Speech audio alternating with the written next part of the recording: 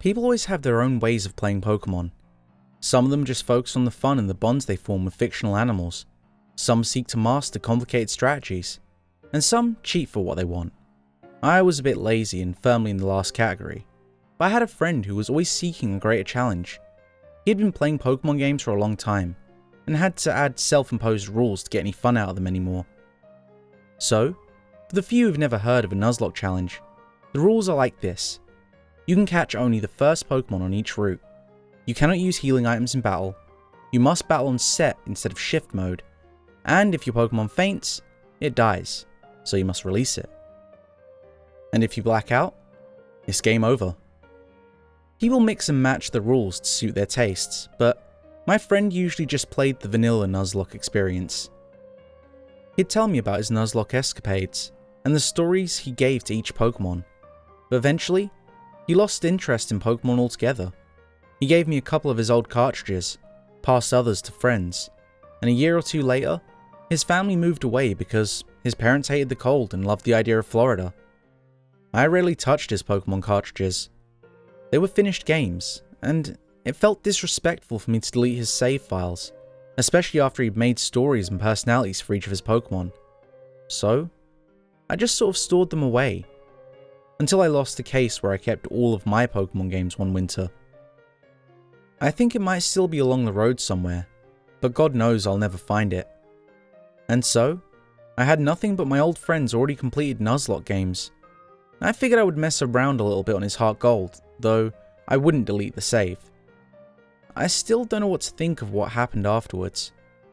The game booted up normally, and the save was normal, though my friend had named the file Acer instead of his own name, since he always liked giving his trainers their own names. Though I found it odd that the last save was in the House of Memories in Lavender Town. As far as I knew, there wasn't really any reason to go there. The save loaded with Acer in front of a grave, with his ferret named Silk behind him. Silk was the first non-starter Pokemon my friend had caught, and he had been a staple of the team the whole way into the Hall of Fame, even outliving his Meganium, Fleur, despite all odds.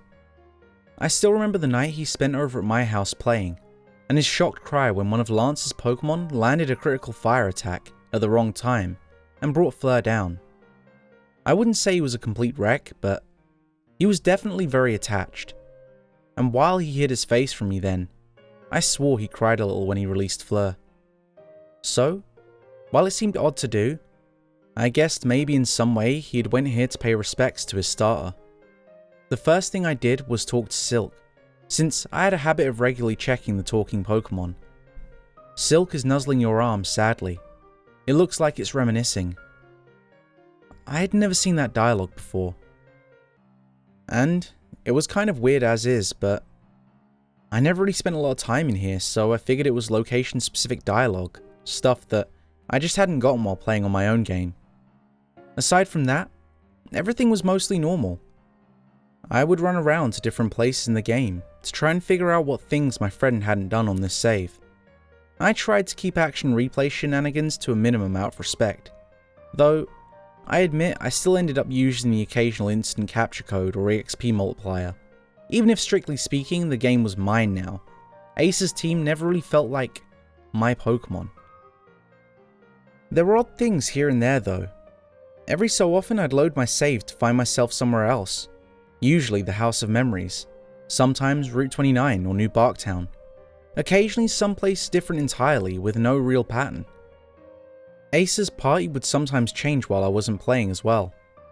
Usually nothing more than Silk moving from a different slot to the front of the party, but sometimes the team lineup would entirely change to the exact team registered in the Hall of Fame, except with a completely blank slot where Fleur used to be. Part of me tried to rationalize this as something wrong with the internal battery, or maybe a strange side effect of my cheating, but I knew that that would be too much of a coincidence. But aside from that, the game was normal, and it's not like there was anything I could do about it anyway. So, whenever I felt like it, I'd play Heart Gold and force myself to ignore the save file oddities. Of course, things went wrong eventually.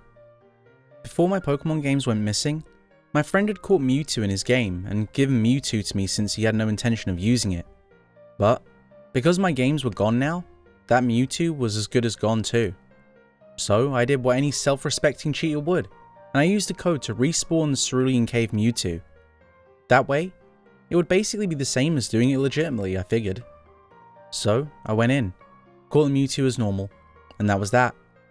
But as soon as the battle ended, I was startled by a sudden dialogue box. Silk is looking thoughtful. How did you... The ferret walked back and forth for a few seconds before everything resumed as normal. Of course, Silk hadn't even been behind me when the battle started, but that was the part that worried me the least. Finally, my nerves got to me, and I just turned the DS off and set it aside.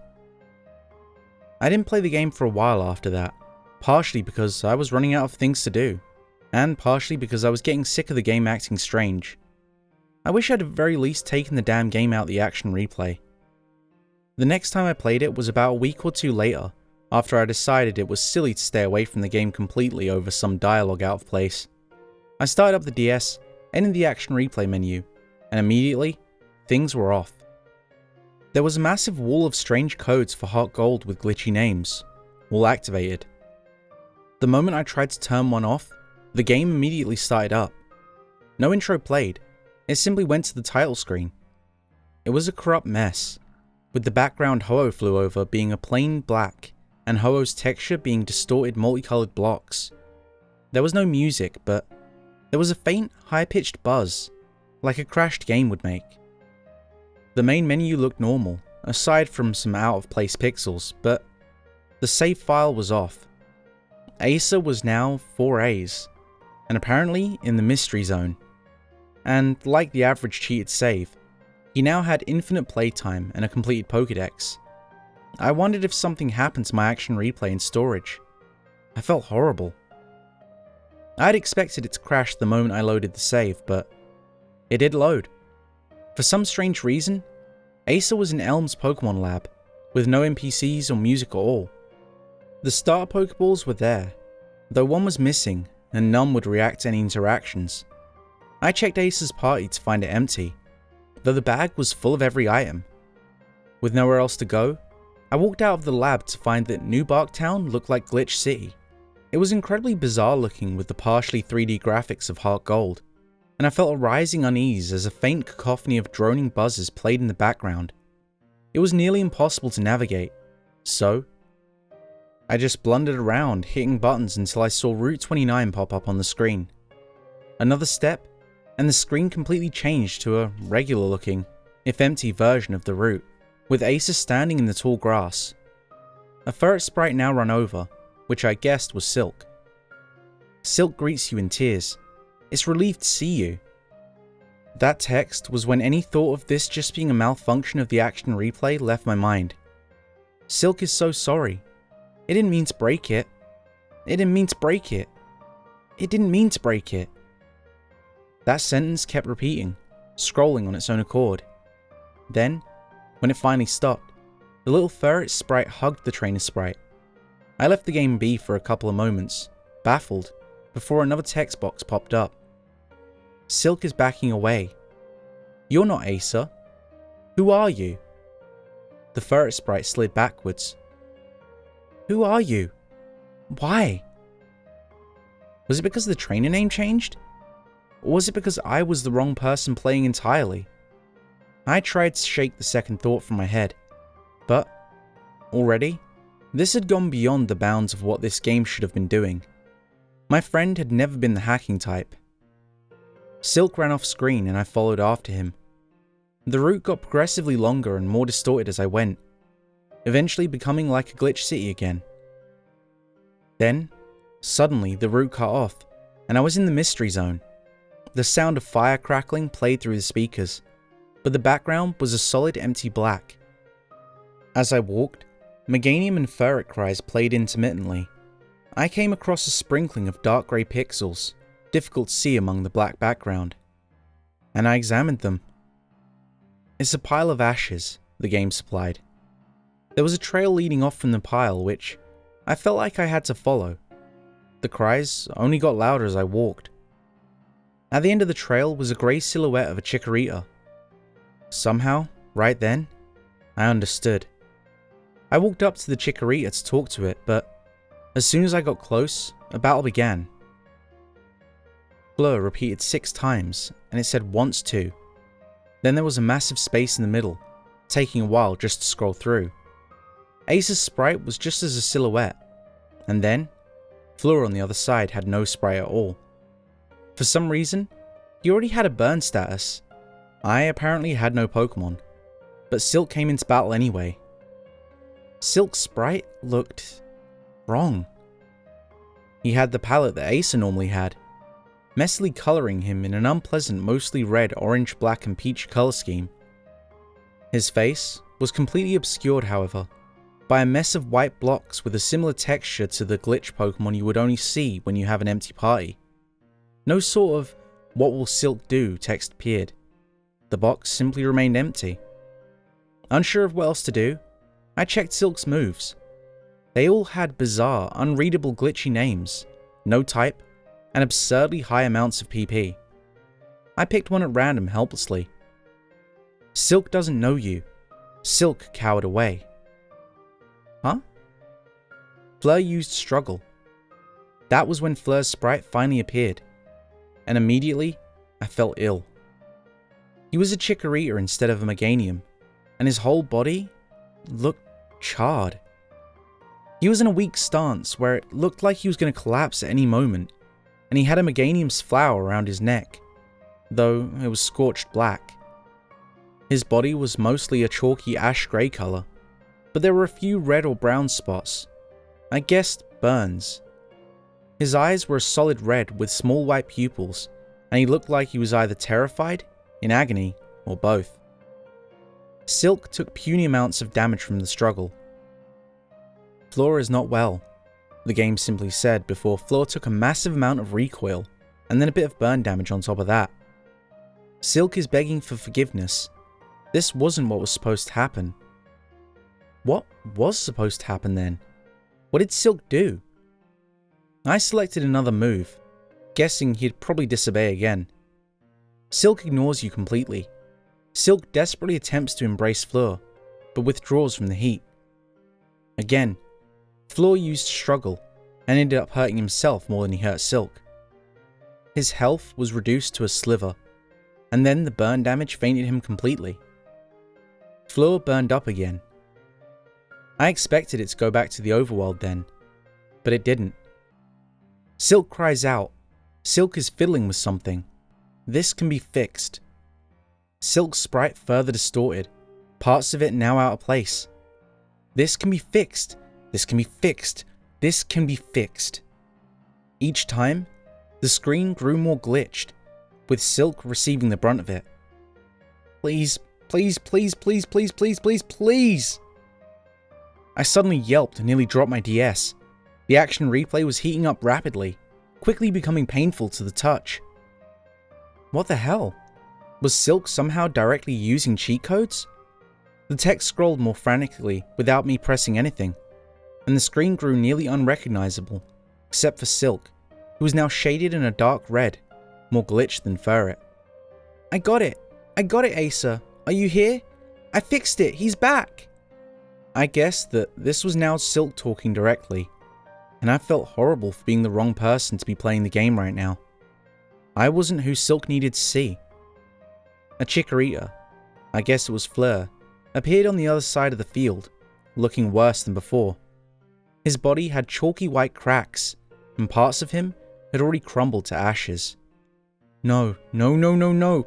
He's worse now. I'm sorry. I didn't want this. The text just cut off there. The screen just held there for a little bit. There was an ungodly screeching slowly increasing in volume through the speakers. Yet my hands were so shaky, I didn't even reach out to touch the volume slider. I still wonder why I hadn't turned the game off by then.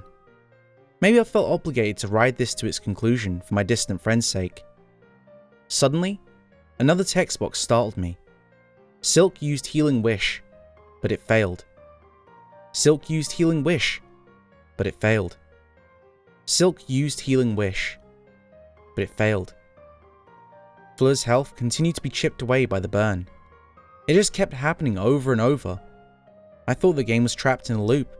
until I realized that I could still use the menu while Silk was doing his own thing. So, I did the only thing I could think of and used the Master Ball on Fleur. It didn't even shake before catching the poor guy, and the battle immediately ended with no fanfare or nickname screen. The overworld looked the same as it was left, though now there was a much larger pile of ash where Fleur had been standing. Silk was there too, though he swapped between looking like a normal ferret and being a dark red question mark. He approached Acer, or me I suppose, and there was a little hugging animation. Silk hugged you and cried, "Who are you? And will Fleur?" I wasn't sure what the last question was asking. Perhaps, will Fleur be okay? "I'll do my best for Fleur, okay?" I whispered to the game screen. The game gave no indication of having heard me, but I still felt like I needed to try and reassure him. After all, I'd already given up all pretense of this being normal for the game. Tentatively, I opened the party. Fleur was there, and while he still looked terrible, I was relieved to see that he at least hadn't deteriorated any further. His summary page was a glitchy mess, with all of his stats unreadable. His ability was just charred, with description trying to cheat death. I tried to use a full restore on him, but it only healed his health, not his burn. Closing the party menu, I walked through the empty mystery zone. Though Fleur didn't appear behind me, Silk followed a step away so I couldn't talk to him. After a while of walking, I'd somehow ended up in the House of Memories again, though I wasn't surprised. Other Pokemon were walking around, and I recognized them as those my friend had caught as Acer. They all seemed relieved to see Acer and Silk, but then reacted with fear and backed away when Silk's sprite glitched. Silk ignored them completely, instead walking up to a grave which I recognized as the one the save had kept moving to when I wasn't playing. Slowly, I moved Silk to talk to him. Silk is mourning for Fleur. It seems regretful. Unprompted, Fleur's ashen sprite appeared by Silk's side. Silk bows its head to its other friends. There's no way to go back to the way it was before, right? The two turned around and slowly walked out of the door together, leaving everyone else behind. Then, I felt the action replay begin to heat up again, and I shifted my hands away. As soon as my hands moved, the console completely reset. I hesitantly booted up the game again, and it completely skipped the action replay menu.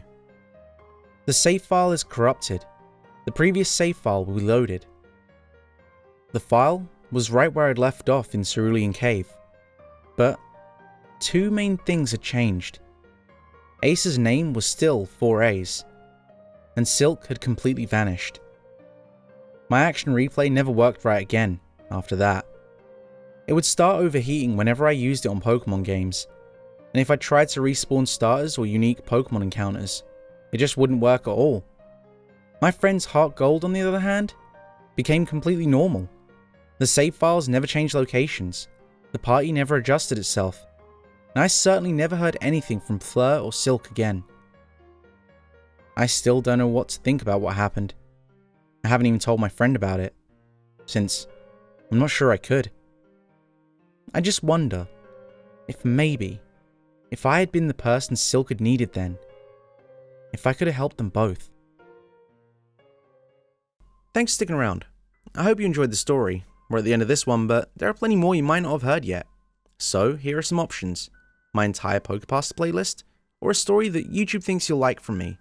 With all that said, I hope you leave a like, maybe a comment, and if you want to hear more, subscribe with notifications to get the latest stories as soon as they're available.